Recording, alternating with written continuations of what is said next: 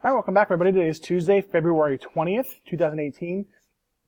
Today we're going to discuss pretty much the final part of Japan's expansion across the Pacific.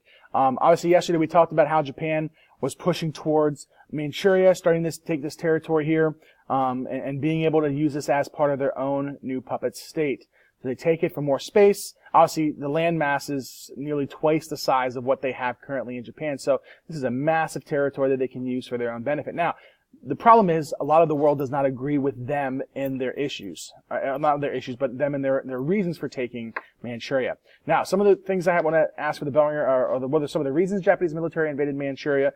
Based on what we talked about yesterday, some of the problems that you can face being an island nation. How does Japan try to solve that with the military, and what are some of those reasons?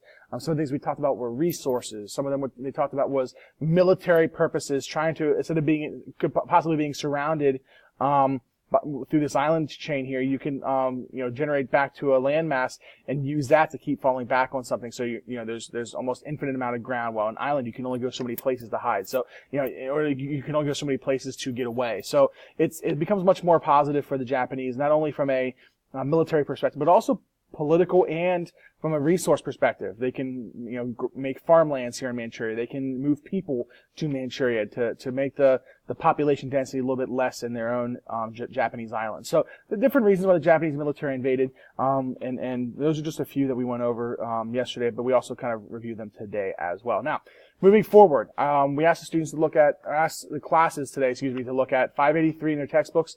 There are two questions at the bottom of page 3, I believe, of your notes packet. So go to that page in the textbook online, or if you have the book with you, take a look at those.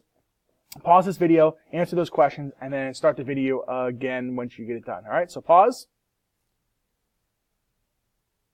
All right, now that you have those questions completed, and you kind of looked at some of these, hopefully you found them on the same page about the War with China.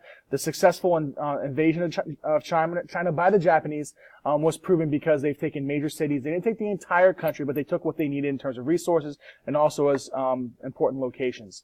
So they were very, very successful in that end, taking Beijing, Shanghai, Nanjing, and Tianjin, I believe.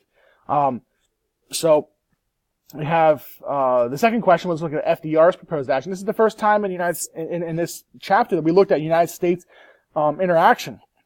United States proposed interaction. So FDR personally wants to try to quarantine Japan here. He wants to try to blockade them, to prevent them from getting any new resources and having any resources get out. So this purpose of blocking is really important for him because he wants to, tell Japan that this is not acceptable. And he also wants to tell other countries that might do the same thing Japan might do, that this is not acceptable. So if Japan's punishment is pretty high, it might dissuade other countries from doing the same thing by taking other territories. Now, Congress is not on the same page with FDR. Congress is a little bit different. That's why there's a second part to this second question. Congress agrees to sign neutrality acts to not force FDR's hand. We say they want to force FDR's hand, but they say we're going to have neutrality. We're going to make this decision, and we're going to stick with it. We're not going to take sides. What's happening in Asia is not our problem. It should never be our problem. We're going to stay neutral. All right, so two different sides of it. FDR is going for the throat, essentially, to stop Japan, while Congress takes a more laid-back approach. We'll see how this plays. All right, so how this plays out will be seen moving forward about how Japan wants to alienate the rest of Asia and leave it to themselves. Pretty much, they want to create the Greater East Asia Co-Prosperity Sphere, which includes China, Japan, Korea, the Philippines, Indonesia, the southeastern parts of Asia of now present-day Vietnam, Laos, and Cambodia. So we see a lot of different desires by the Japanese to really, put Asia all in one sphere. So they want to separate all of Asia from the European colonizers, so the British and the French that control these territories and other nations as well. They want to break them away from those European colonizers, so essentially they can colonize it themselves. However, their message is that we're not going to colonize you like them. We're not going to colonize you as a conquered people. We're going to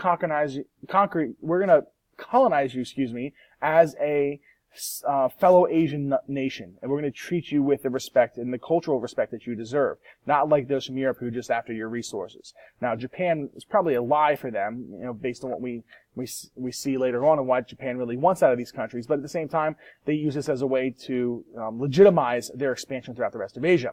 These are very similar to Hitler's goals in Europe. Hitler wants to, bring all of Europe under Nazi control because, these goals he feels will be more beneficial to Europe instead of just what, the differing opinions that they have in different, languages or cultures or even political styles. All right. So it's very different in that way. Now, as a result, with this similar goals, Japan chooses to become an Axis nation. They join Germany and Italy, and then once they join Germany and Italy, they also signed the neutrality with the Soviets. Now, if you've seen the map down here, I know it's kind of tough to see, but let me get my mouse up.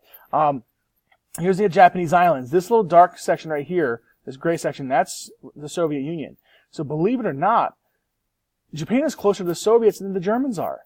So signing neutrality is incredibly important for them because they don't want to have that fear of getting attacked. So again, the Soviets, they're not up for war on the two fronts, which expand 12 time zone, not like, one or two in Germany. But you look at these countries and you see that, Russia is all the way here in the Pacific as well as it is all the way over in Europe. So we see some major issues that the Japanese saw by signing neutrality with the Soviets. Now, over the course of the next decade, 1931 they take Manchuria, 1932 is when they begin their assault on the rest of China, and then the other decade that follows, we see Japan expand out the rest of Asia pretty much uncontested. I mean, no one stands up to them. Here's what they get. All right, by 1942, which is slightly after Pearl Harbor, the attack on Pearl, this is what they have.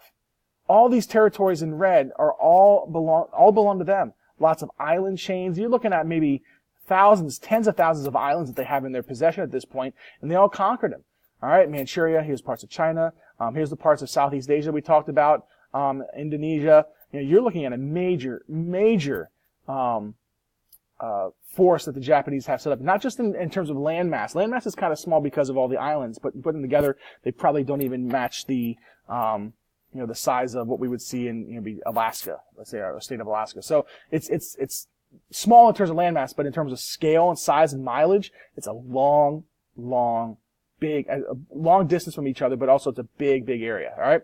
So, this is essentially what the Japanese are out for. They want to get the territories for the resources down around here, but they also get these islands here as a shield to prevent them from any attacks. Now, if we go any further off the map here to the east, you get Hawaii, which is why the United States is concerned, which is what we will do to pick up tomorrow. All right. Everybody have a fantastic day. We'll look at the United States interaction with these events that are going on in Europe and also in the Pacific, how they're going to react to those. We will take a look at those tomorrow. Everybody have a fantastic day. All right. See ya. Enjoy this weather.